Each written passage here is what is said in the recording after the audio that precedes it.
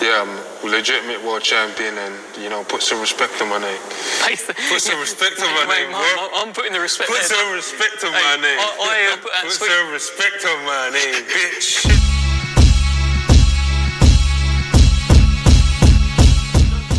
Danny, right? To look at boxers that are in boxing and they lose a fight and they're finished. You've got to retire. You've finished.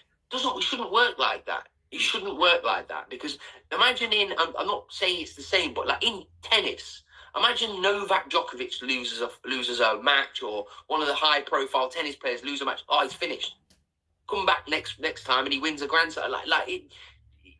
Boxing, Parker is a prime example of you can go again.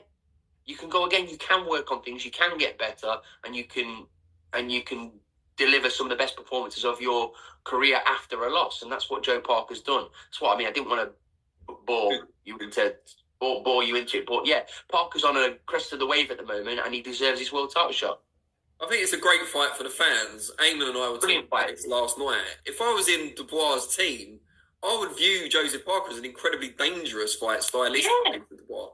But listen, they're all going to be hard fights for Daniel Dubois now, because he's a legitimate heavyweight champion of the world, Daniel Dubois now. And I believe it got taken away from him with the Hrgovic fight. I believe that should have been for the vacant belt, and he should have had his moment then. But look, Daniel Dubois, he's easy to hit. He's easy to hit. There's a way to beat him, but there's a good chance he's going to knock you the fuck out, Daniel Dubois. He's such a heavy-handed fighter. He's got confidence being installed to him by his new coaching team with Don and Kieran Farrell.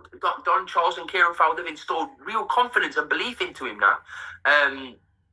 So, yeah, Daniel Dubois is going to be a hard man to beat. And those are the words of Sam Jones as he states that Dubois will fight Joseph Parker next, and Joe deserves it. Now, everything that he said, right, I think is spot on. I've been saying that about Joe Parker, about even Anthony Joshua.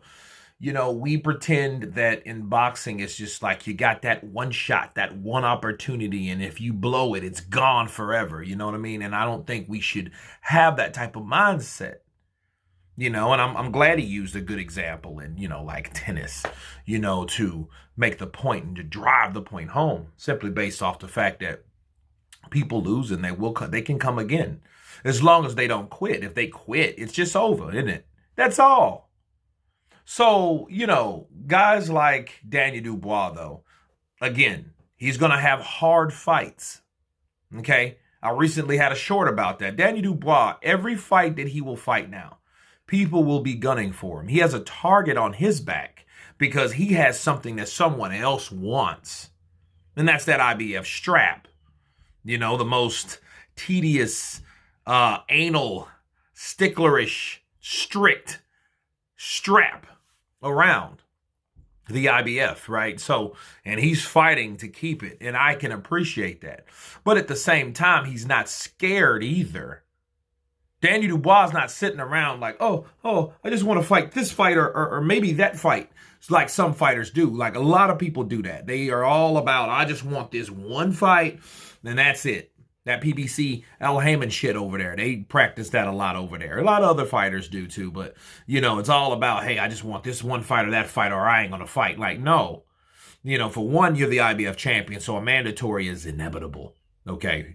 For two, you have to stay active fighting people that are worth a damn. Why do you think Daniel Dubois is so good?